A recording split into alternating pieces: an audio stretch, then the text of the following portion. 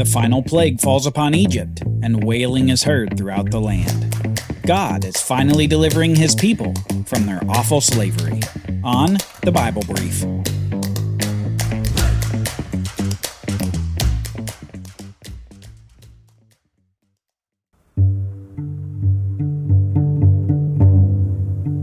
Death for death.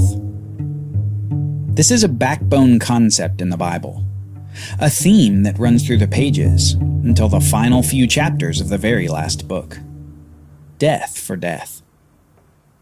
From the very beginning of the Bible story, death has been the problem to be solved. The disobedience of Adam and Eve brought sin into the world, and with sin came the penalty of death. All sin leads to this same penalty: death. Physical death separating body from spirit, and spiritual death separating the person from God. This death penalty was first dealt with by a death too, a temporary solution that God provided after the first two people had sinned against him. He slaughtered an animal, took its skin, and clothed the two humans who were naked and ashamed. He gave them a covering, and blood was shed to provide the covering.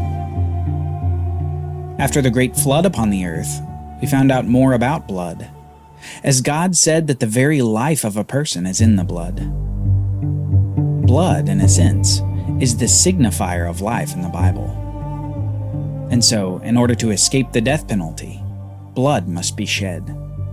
A substitute death has to happen to take the place of the sinner's death for his sin. Death for death. Blood for blood.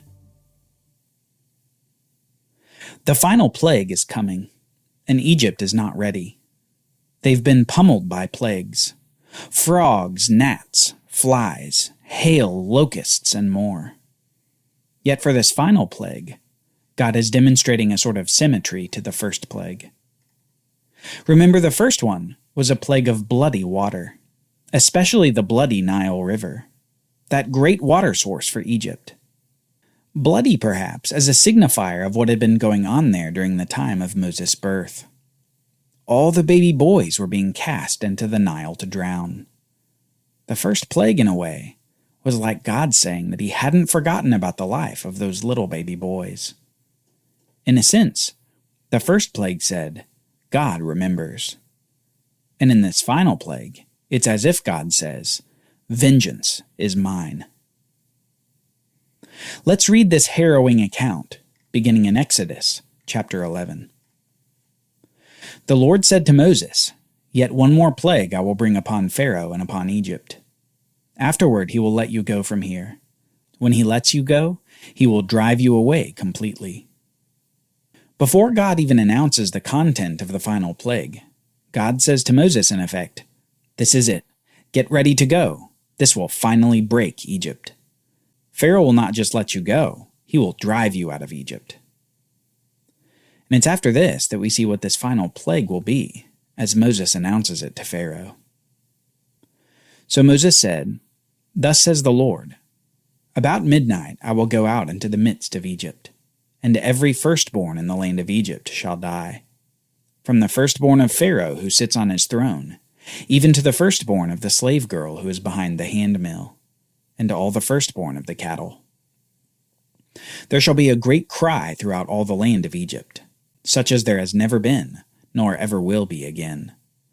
But not a dog shall growl against any of the people of Israel, either man or beast, that you may know that the Lord makes a distinction between Egypt and Israel. And all these your servants shall come down to me and bow down to me, saying, 'Get out, you and all the people who follow you.' And after that I will go out." And Moses went out from Pharaoh in hot anger. Death is the announcement. Death of every firstborn of every house in Egypt, from Pharaoh on his throne to the firstborn of the slave. And of all the livestock that were left after the other plagues, their firstborn would die too. All the firstborn would die. And for this final plague, the Lord again hardens the heart of Pharaoh.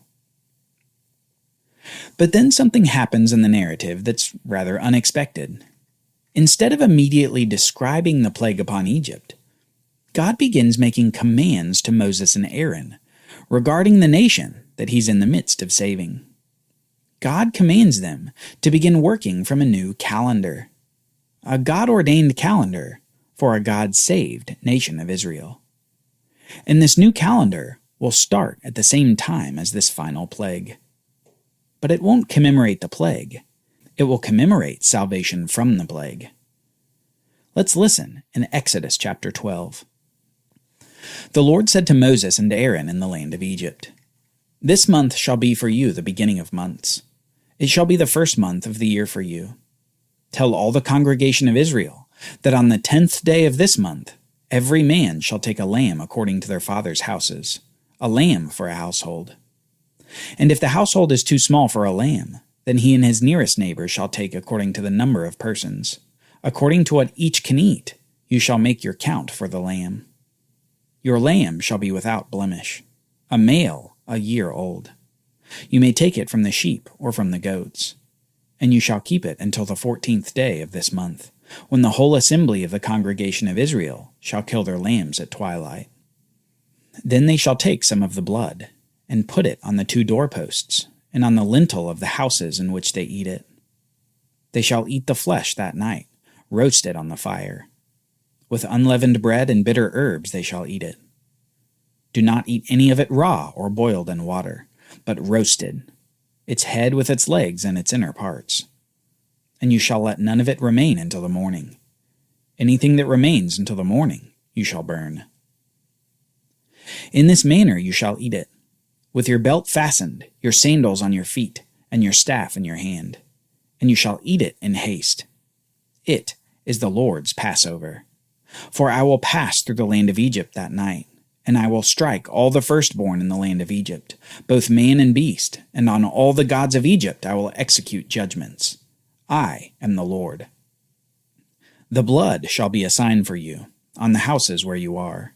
And when I see the blood, I will pass over you, and no plague will befall you to destroy you, when I strike the land of Egypt. This day shall be for you a memorial day, and you shall keep it as a feast to the Lord throughout your generations. As a statute forever, you shall keep it as a feast." God is making a nation. He's given his nation a new calendar and a new holiday. And all of this in the midst of the devastating plague that's imminently coming upon Egypt. This holiday of salvation is given a name: the Passover. The Passover will be a solemn yet celebratory holiday for Israel, because it will be on the Passover year after year and generation after generation that they will remember God's deliverance of the nation from the final plague upon Egypt. In this feast, they will remember their bondage, and they will remember God's ultimate deliverance of Israel from slavery. This celebration of the Passover was also part of another feast that would be part of Israel's calendar in years and generations to come. This other feast would be called the Feast of Unleavened Bread. God commands this next. 7 days you shall eat unleavened bread. On the first day you shall remove leaven out of your houses. For if anyone eats what is leavened, from the first day until the 7th day, that person shall be cut off from Israel. On the first day you shall hold a holy assembly, and on the 7th day a holy assembly. No work shall be done on those days. But what everyone needs to eat, that alone may be prepared by you. And you shall observe the Feast of Unleavened Bread, for on this very day I brought you out of the land of Egypt. Therefore you shall observe this day throughout your generations as a statute forever. So we have the Passover, and we have the 7 days of the Feast of Unleavened Bread. 2 holy occasions commanded to be forever feasts for the nation of Israel. And now we know the purpose of the Passover feast, but left unexplained so far is the Feast of Unleavened Bread. We will soon find out why God makes unleavened bread a symbol of deliverance from Egypt. But before that, we see Moses command Israel concerning the Passover. Then Moses called all the elders of Israel and said to them, "Go and select lambs for yourselves according to your clans, and kill the Passover lamb. Take a bunch of hyssop, and dip it in the blood that is in the basin, and touch the lintel and the 2 doorposts with the blood that is in the basin. None of you shall go out of the door of his house until the morning. For the Lord will pass through to strike the Egyptians, and when he sees the blood on the lintel and on the 2 doorposts, the Lord will pass over the door, and will not allow the destroyer to enter your houses to strike you." Imagine hearing Moses say this to you. As an Israelite, you have witnessed all these awful plagues upon Egypt. You've been spared from many of them, and you've seen the awe-inspiring power of your God. Yahweh, the God of Israel, has finally shown his power to save. I think your reaction would probably be much like theirs. We read this. The people bowed their heads and worshipped. Then the people of Israel went and did so. As the Lord had commanded Moses and Aaron, so they did. The people worshipped and obeyed, no questions asked. They had seen Yahweh's power, and now they would experience his amazing salvation from their centuries-long bondage.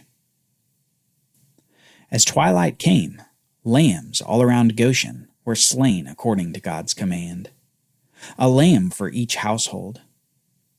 Their blood was put into basins, and the family roasted the lamb before serving it with unleavened bread and bitter herbs. Each household took the blood of the slain lambs and spread it with a hyssop branch on the doorposts and lintel of their homes. The smell of roasted lamb and the sight of blood filled Goshen where Israel lived. And soon, midnight came. At midnight, the Lord struck down all the firstborn in the land of Egypt, from the firstborn of Pharaoh who sat on his throne, to the firstborn of the captive who is in the dungeon, and all the firstborn of the livestock. And Pharaoh rose up in the night, he and all his servants and all the Egyptians. And there was a great cry in Egypt, for there was not a house where someone was not dead. Then Pharaoh summoned Moses and Aaron by night and said, "Up, go out from among my people, both you and the people of Israel, and go, serve the Lord as you have said. Take your flocks and your herds as you have said, and be gone, and bless me also." The Egyptians were urgent with the people to send them out of the land in haste, for they said, "We shall all be dead." No plague was so close to home as the death of Pharaoh's son, his heir apparent, and the one he had brought up from infancy to lead Egypt after him. His son was dead, along with the firstborn of all the houses and livestock of Egypt. If the smell of the lamb and the sight of blood characterized Goshen, it was the sound of wailing that characterized the rest of the land of Egypt. It was with this plague that Pharaoh and the Egyptians finally urged Israel to leave. Finally, they would be allowed to leave Egypt. And not just leave, but the Egyptians were sending them out as quickly as they could go. Their fear of God finally compelled them to drive Israel out of the land. And it's here that we get the explanation of unleavened bread to commemorate this deliverance from bondage. We read this. The Israelites took their dough before it was leavened, and their kneading bowls being bound up in their cloaks on their shoulders. The people of Israel had also done as Moses told them, for they had asked the Egyptians for silver and gold jewelry and for clothing. And the Lord had given the people favor in the sight of the Egyptians, so that they let them have what they asked. Thus Israel plundered the Egyptians. And the people of Israel journeyed from Ramesses to Succoth, about 600,000 men on foot, besides women and children. A mixed multitude, including Egyptians, also went up with them, and very much livestock, both flocks and herds. And they baked unleavened cakes of dough that they had brought out of Egypt, for it was not leavened, because they were thrust out of Egypt and could not wait, nor had they prepared any provisions for themselves. Around 2 million people fled Egypt that night. They had no opportunity to prepare and no provisions for the journey. Instead, they just up and left Egypt. They left in such haste that their bread didn't even have a chance to rise before it was baked. It remained unleavened, a symbol of the speed at which they left Egypt, and a reminder of God's deliverance. After 430 years in the land of Egypt, God had delivered his people from their captivity. He showed his signs and wonders to Pharaoh, and his fame began to spread across the world due to the awesome power that he displayed to judge Egypt and to save his people. But we can't miss this. This final night of salvation for Israel was accomplished not through exemption from the plague, but because of blood. There was a death in every Israelite household. It just wasn't the same death as the Egyptians. The Egyptians lost a firstborn. The Israelites killed a lamb. The Passover was accomplished because a death had already taken place as a substitute for the firstborn among the houses of Israel. Just as Adam and Eve had a substitute that God killed to provide them a covering, so here, each Israelite firstborn had a substitute killed on their behalf. It was death for death. The death of the substitute provided life for the nation. 2 million people now traveling out of Egypt, headed to the Promised Land. Little do they know that Pharaoh's grief has turned to anger as he sends chariots in hot pursuit.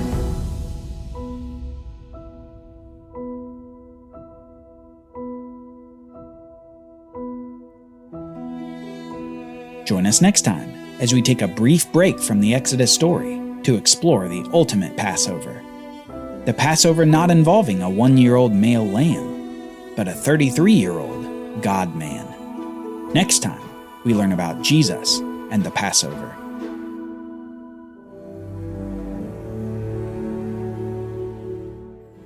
The Bible Brief is brought to you by the Bible Literacy Foundation, dedicated to helping people like you learn the Bible.